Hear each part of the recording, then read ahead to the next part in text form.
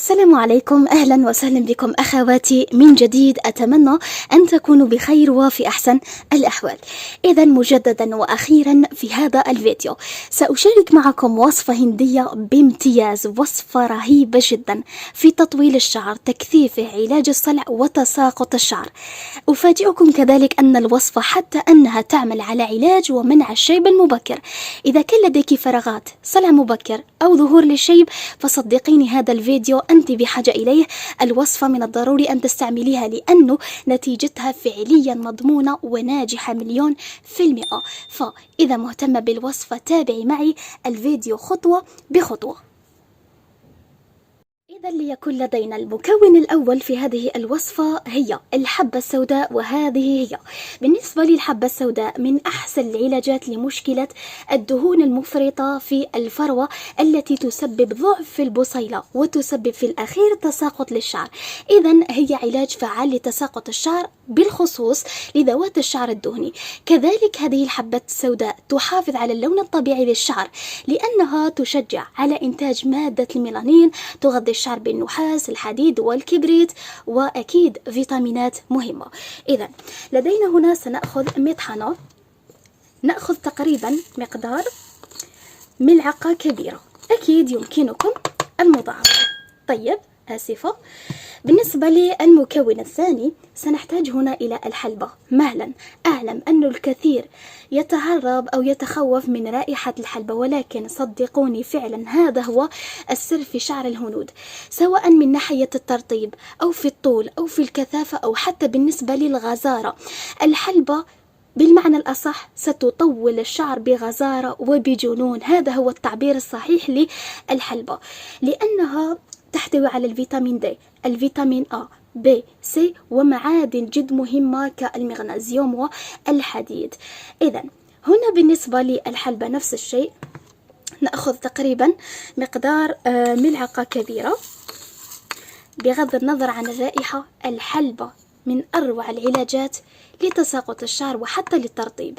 إذا الآن سنقوم بطحن هذه الكمية جيدا.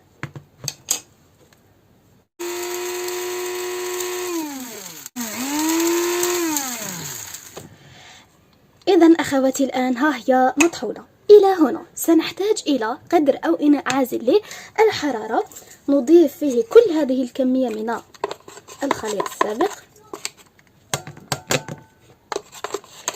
الآن سنحتاج لمكون ثالث، سنحتاج هنا إلى تقريبا كوب في حجم متوسط من زيت الزيتون البكر، يعني خالية الأملاح.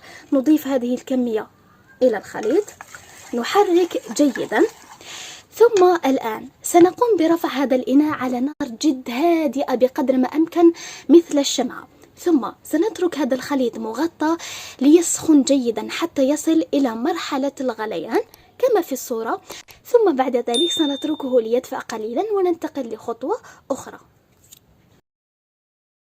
إذا مجددا أخواتي الآن سنحتاج إلى علبة زجاج، هذا شيء ضروري جدا، يفضل لو تكون كذلك بلون غامق.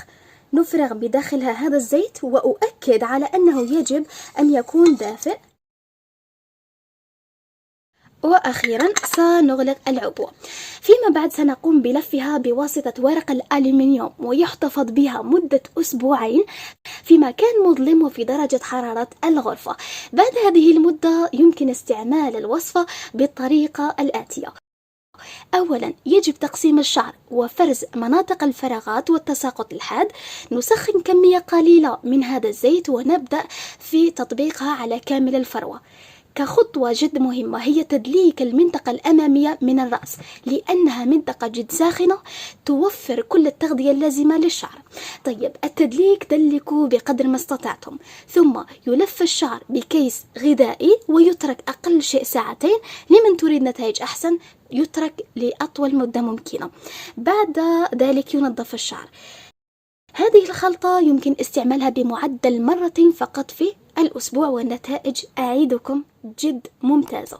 إذا أتمنى أن تجربوا الوصفة، وأي سؤال اتركوه في التعليق وسأرد عليكم إن شاء الله. وإلى الملتقى بإذن الله في فيديو آخر، والسلام عليكم.